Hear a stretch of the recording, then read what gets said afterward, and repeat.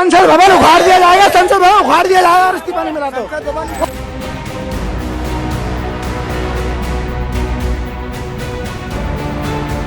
दिया जाएगा, सब उखाड़ दिया जाएगा, सब कर दिया जाएगा। नेपाल बना दिया जाएगा, नेपाल नेपाल नेपाल नेपाल बनेगा।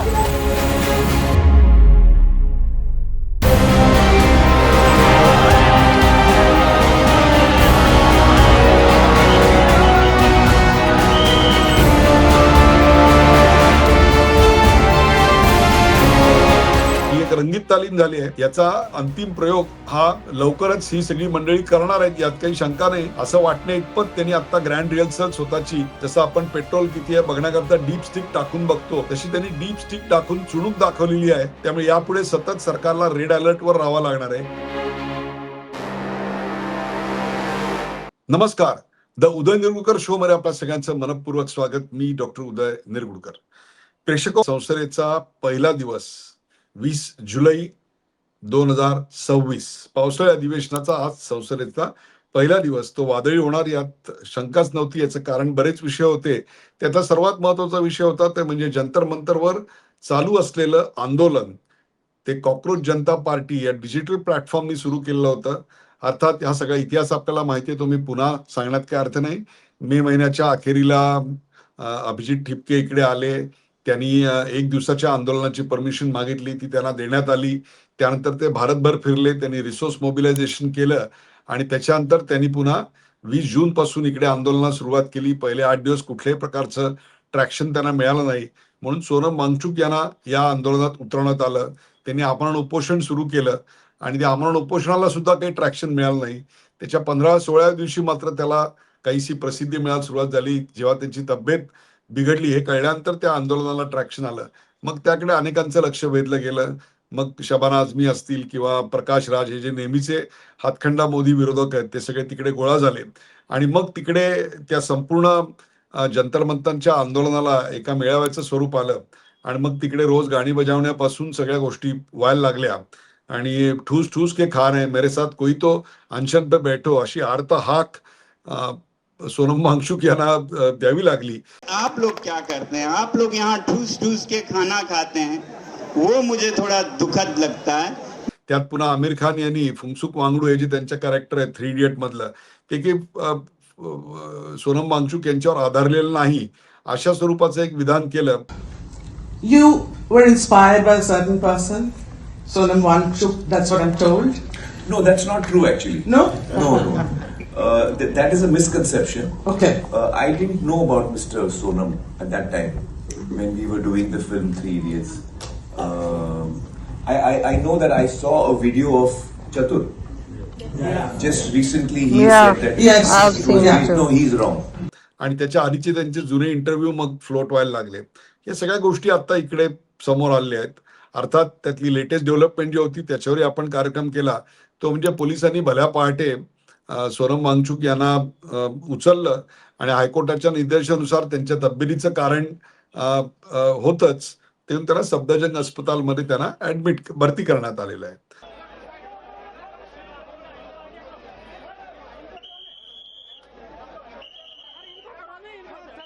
हा आतापर्यंतचा सगळा प्रवास. त्याच्यानंतर त्यांच्या जागी मी आता आमरण उपोषणाला बसणार आहे असं अभिजित ठिपके यांनी जाहीर केलं. परंतु आंदोलनाचं मग नेतृत्व कोणी करायचं आणि आंदोलन तर 20 तारखेचा मोर्चा जो आहे त्यातलं जे मोबिलायझेशन आहे ते फार महत्वाचं होतं. त्यामुळे मग त्यांनी ते आमरण उपोषण लगेच मागे घेतलं. परंतु दरम्यानच्या काळात त्यांच्या डायसवर जे काही हौशे नवशे गाऊन नाचून गेले, त्यातला एक पहिले होते ते म्हणजे अरविंद केजरीवाल. त्यांनी तर सांगितलं की आता आम्हाला फक्त धर्मेंद्र प्रधान यांचा राजीनामा आम्हाला नको आहे, तर त्यांच्या जागी सोनम वांगचुक यांची नियुक्ती व्हायला पाहिजे, अशा प्रकारची एक मागणी त्यांनी सांगितली.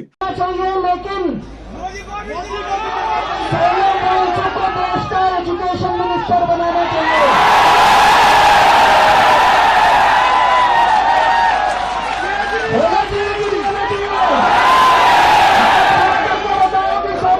आणि तोपर्यंत हे आमरण उपोषण चालू राहील असं एकतर्फी त्यांनी जाहीर केलं. आणि हास्यास्पद होतं, कुणाल कामरा आणि त्यांच्यासारखे स्टँडअप कॉमेडियन हे जर आता देश चालवायचा कसा याचं शिक्षण द्यायला लागले असतील तर मग संपलंच.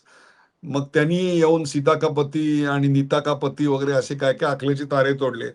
पहले तो मैं कहना चाहूँगा कि ये जो सरकार है, ये जो कर रही है, ये बहुत सालों से कर रही है और हमने देखा है कि ये लोग बस सीता के पति का नाम ले लेके मीता के पति का काम कर रहे हैं।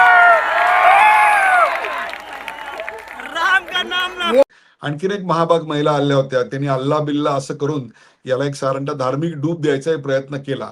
आणि बस नाम रहेगा अल्लाह का, इसी लाइन से सबसे ज्यादा दुख हो रहा था राइट विंग को. उनको समझ ही नहीं आ रहा था कि ये हाईएस्ट वेदांत है. अल्लाह का मतलब वो शक्ति जो हम सब में है.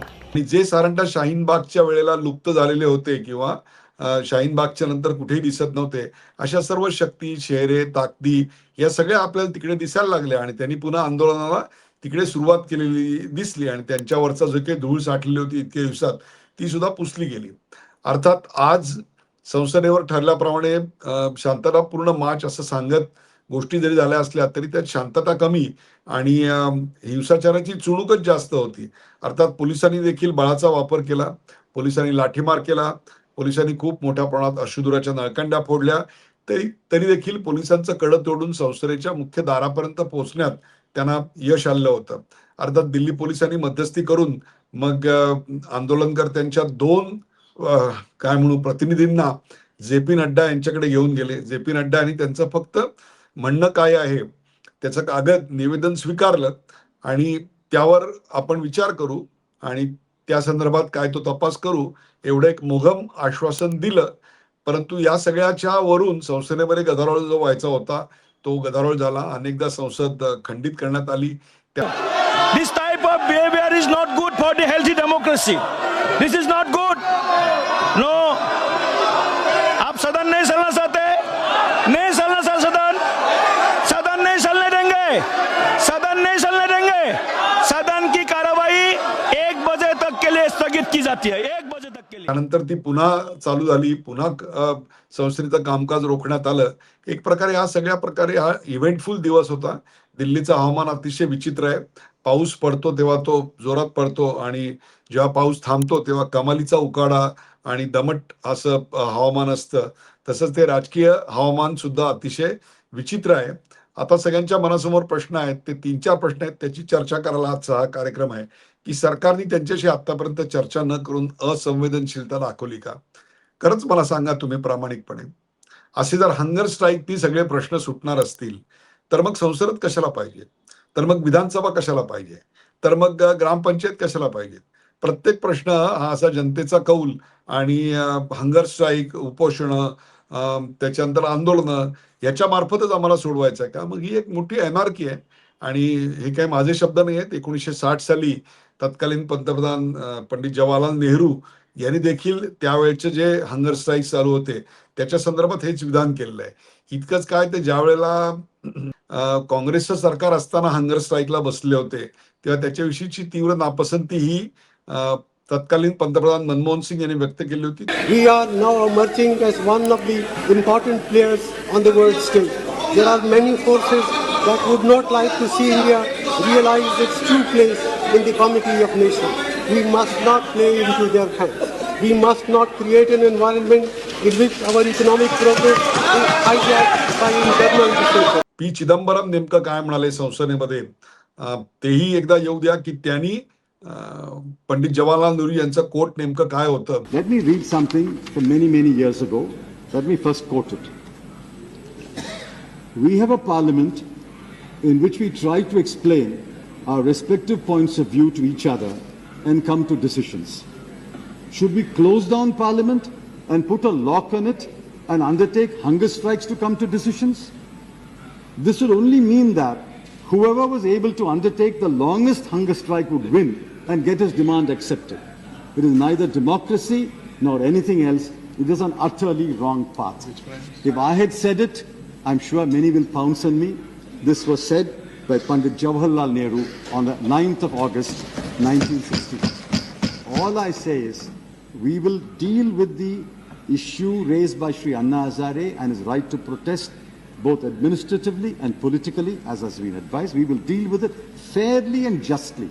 We will deal with it dispassionately. अर्थात हे पाहिल्यानंतर तुमच्या लक्षात आलं असेल की ही व्यक्ती जी काय ती काही फार स्ट्रेट फॉरवर्ड अशी काही व्यक्ती नाही. तर त्यांचं सोनम वांगचुक यांचं एकूणच व्यक्तिमत्व हे वादग्रस्तच आहे आणि त्याच्याविषयी आपण एक कार्यक्रम केला होता. त्याचा एक भक्कम आणि सज्जड पुरावा आपल्याला मिळाला आहे. तो म्हणजे त्यांना जी नोटीस 2007 साली सर्व्ह करण्यात आली होती. अर्थात त्यावेळेला काही भाजपचं वगैरे काही सरकार नव्हतं, तर काँग्रेसचं सरकार होतं. त्या काँग्रेसच्या सरकारच्या काळात त्यांना जी नोटीस बजावण्यात आली होती, त्याच्यावरून तुम्हाला त्यांचं कार्य किती भीषण आहे याचाही अंदाज आला असेल. याचा अर्थ त्यांच्या कार्याविषयी मी कुठे अनादर व्यक्त केला आहे, मागच्याही कार्यक्रमात केला नाही आणि याही कार्यक्रमात केला नाही. परंतु जी वादग्रस्तता आहे, ती वादग्रस्तता नोंदवणं एक पत्रकार म्हणून आपलं काम आहे.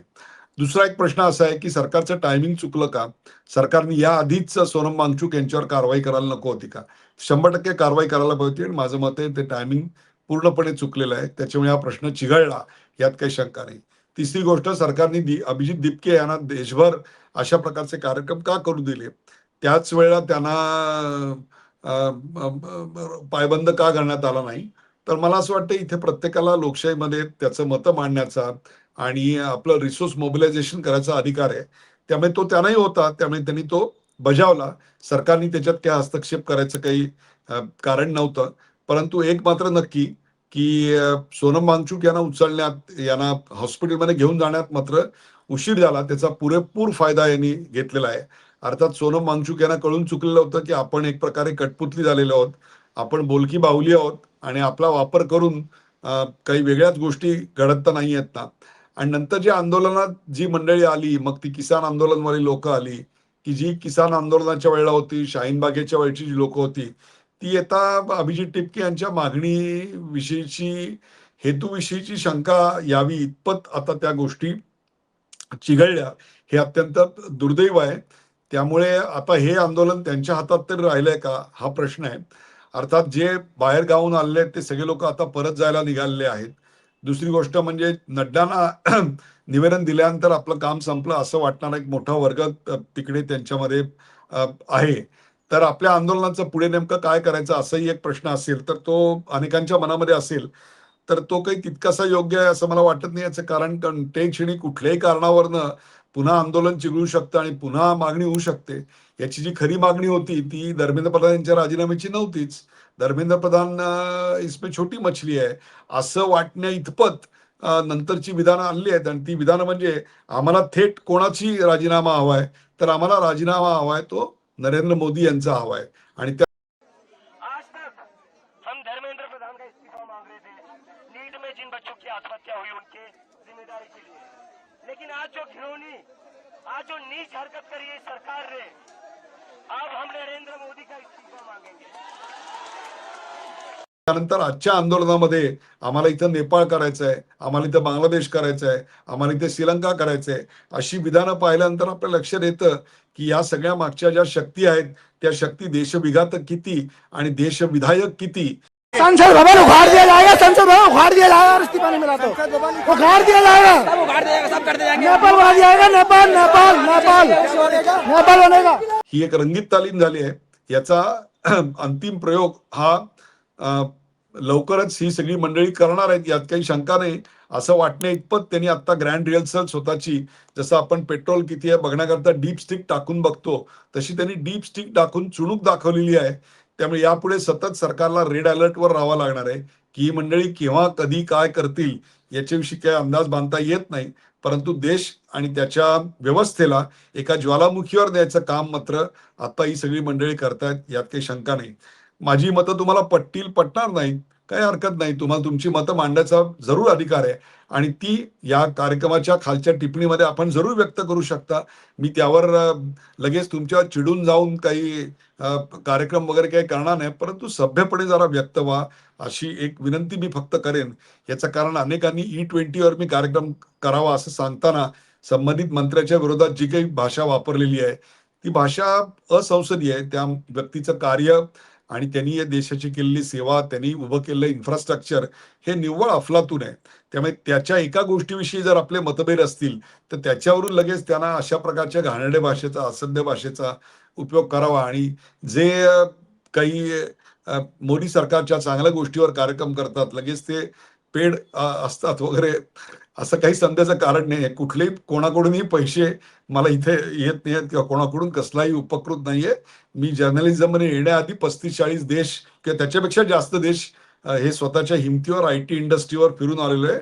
IT infrastructure, IT enabled services, finance, BPO अशा अनेक कंपन्यांचा CEO मीडियामध्ये येण्या अगोदर मी होतो आणि डायरेक्ट मीडियामधनं काहीसा दूर झाल्यानंतर एका मोठ्या अशा जलविद्युत प्रकल्पाचा देखील प्रमुख म्हणून मी काम करून महाराष्ट्रामध्ये 50 कोटीच्या वर CSRचे फंड आणि 10,000 कोटीच्या वरची गुंतवणूक आणायचं काम देखील करून इथला पहिला पंप स्टोरेजचा प्रकल्प देखील आणलेला आहे. त्यामुळे आपण आपले राग व्यक्त करत असताना काहीतरी थोडी ती सभ्यता बाळगावी एवढीच मी फक्त आपल्याला विनंती करेन. तुर्तास असे नवनवीन विषय घेण्यासाठी आम्हाला प्रेरित करा, कार्यक्रमाला शेअर करा, सबस्क्राईब करा, लाईक करा आणि तुमची मतं जरूर व्यक्त करा. धन्यवाद.